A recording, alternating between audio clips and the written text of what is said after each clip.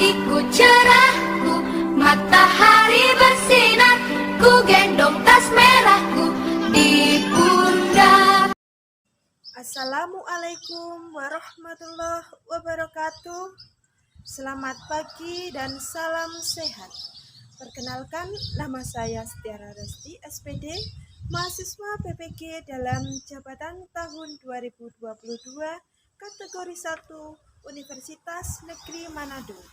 Sekaligus saya adalah guru di SD Negeri 2 Sugiwaras, Kecamatan Luyu, Kabupaten Nganjuk, Provinsi Jawa Timur. Menyusun cerita baik atau best practice menggunakan metode STAR, situasi, tantangan, aksi, refleksi hasil, dan dampak terkait pengalaman mengatasi permasalahan siswa dalam pembelajaran. Lokasi di SD Negeri 2 Sugiwaras, Kecamatan Luyu, Kabupaten Nganjuk, Provinsi Jawa Timur. Lingkup pendidikan yaitu sekolah dasar. Tujuan yang ingin dicapai yaitu yang pertama, ingin menjadi seorang guru yang mampu berpikir kritis, berpikir kreatif, memberi motivasi dan menjadi inspirasi. 2. Meningkatkan kemampuan membaca peserta didik. Dan 3. Mengatasi kesulitan peserta didik dalam memahami materi yang diajarkan. Latar belakang masalah dari praktik pembelajaran ini. Aksi 1. SD Negeri 2 Sugiwaras adalah sekolah yang berada di Desa Sugiwaras, Kecamatan Luyu, Kabupaten Nganjuk, Provinsi Jawa Timur. Letak sekolah yang ada di sebuah kecamatan terjauh dari kota mempengaruhi kehidupan masyarakat, bahkan peserta didik. Mata pencaharian orang tua peserta didik yang dominan adalah petani dan buruh, serta tingkat pendidikan orang tua yang berbeda. Sangat mempengaruhi cara belajar peserta didik, terutama dalam membaca. Karena awal pendidikan dasar adalah dari rumah, jadi selain guru, orang tua juga berperan penting dalam kemajuan pendidikan anak. Setelah dilakukan identifikasi masalah yang ada di kelas 5, masalah yang diangkat adalah rendahnya literasi peserta didik dikarenakan 1. Faktor lingkungan, 2.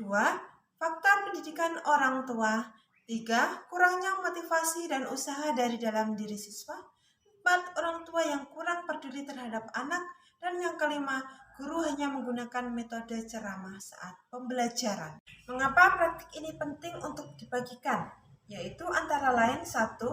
Meningkatkan hasil belajar peserta didik. 2. Meningkatkan motivasi dan minat baca peserta didik. 3. Mengembangkan keterampilan sosial peserta didik. Keterampilan yang dimaksud adalah aktif bertanya, menghargai pendapat orang lain, dan memancing teman untuk bertanya. 4. Ingin memotivasi diri sendiri untuk melakukan praktik pembelajaran yang inovatif. Peran dan tanggung jawab dalam praktik ini, saya yang berperan sebagai guru mempunyai tanggung jawab untuk melakukan proses pembelajaran ini secara efektif dengan menggunakan metode, media, dan model pembelajaran yang tepat dan inovatif. Sehingga tujuan pembelajaran dan hasil belajar peserta didik bisa tercapai sesuai dengan yang diharapkan. Selanjutnya, pada PPL Aksi 2, latar belakang masalah dari praktek pembelajaran ini yaitu peserta didik memiliki kesulitan belajar. 2. Metode belajar tidak sesuai dengan karakteristik peserta didik. 3. Tingkat kecerdasan peserta didik yang berbeda. 4. Media pembelajaran yang digunakan tidak inovatif. 5. Peserta didik kesulitan untuk memahami materi yang bersifat abstrak. 6. Guru hanya menggunakan metode ceramah saja. 7.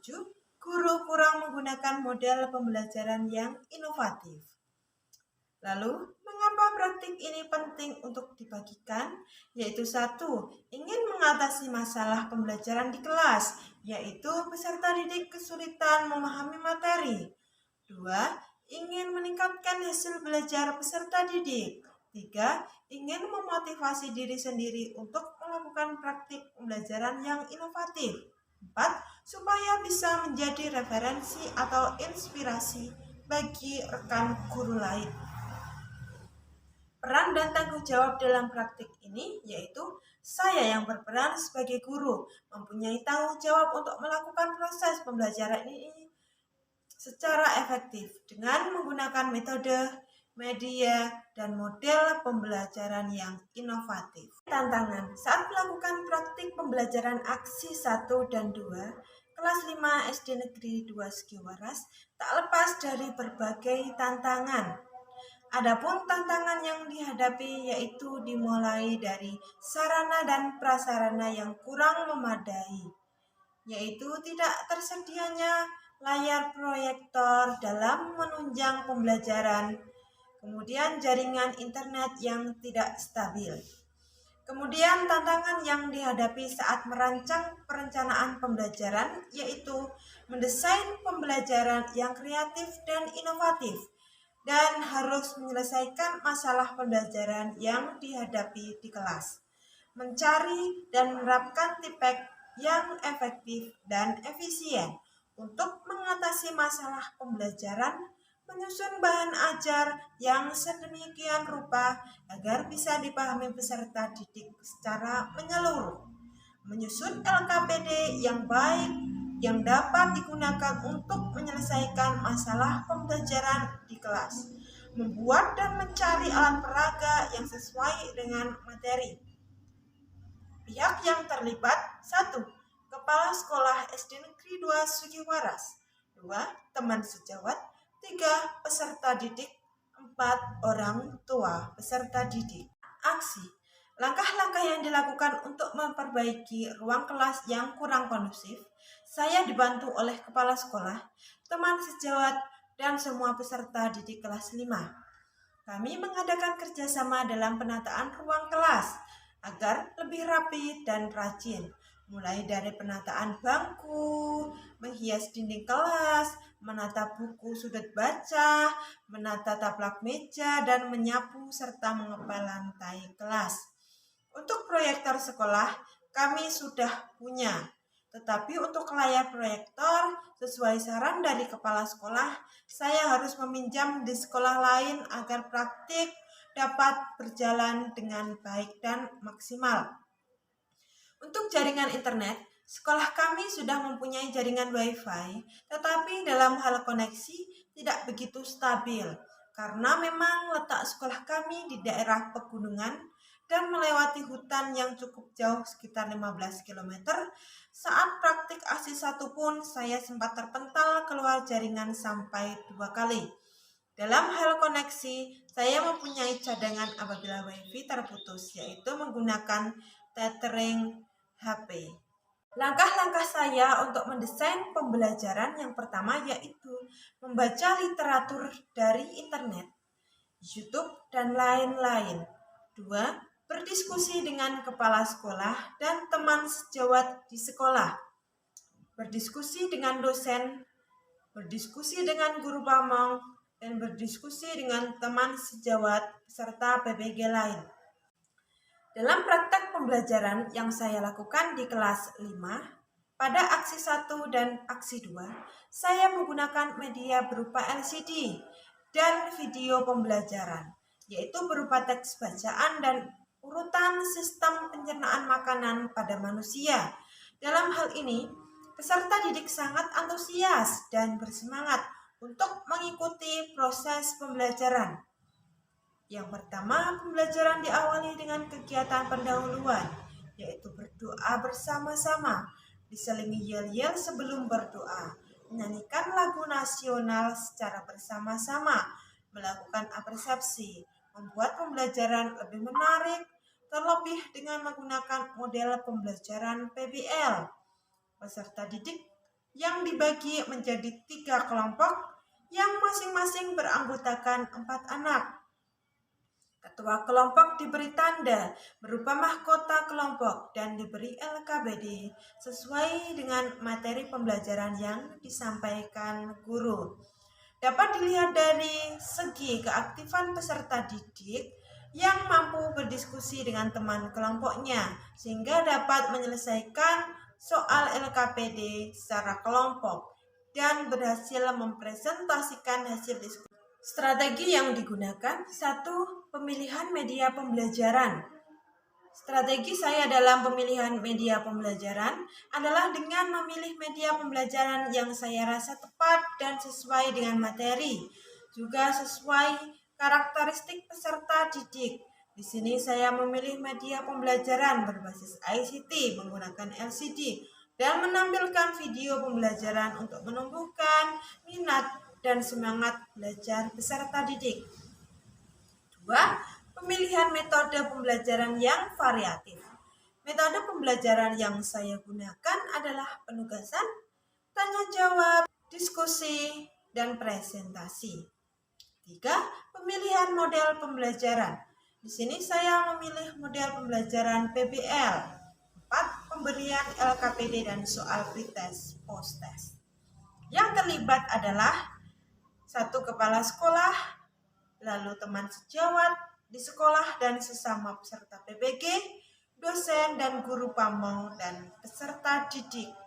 Sumber daya dan materi yang diperlukan yang pertama yaitu laptop, handphone, LCD, layar proyektor, speaker, mikrofon, LKPD, soal pretest dan post-test, dan media kotak ajaib. R. Refleksi hasil dan dampak. Dampak dari aksi. Setelah praktik pembelajaran, saya melihat bahwa tujuan kegiatan, baik masalah dalam perangkat 1 maupun masalah dalam perangkat 2, dapat tercapai dengan baik. Dibuktikan juga dari antusias peserta didik bahwa mereka senang dan merasa bahwa pembelajaran seru, kreatif, asyik, menarik, dan menyenangkan. Peserta didik literasinya rendah, pelan-pelan bisa menyukai dan mau membaca. Nilai peserta didik yang meningkat dibuktikan dengan nilai pretest dan post-test setelah dilakukannya model pembelajaran PBL.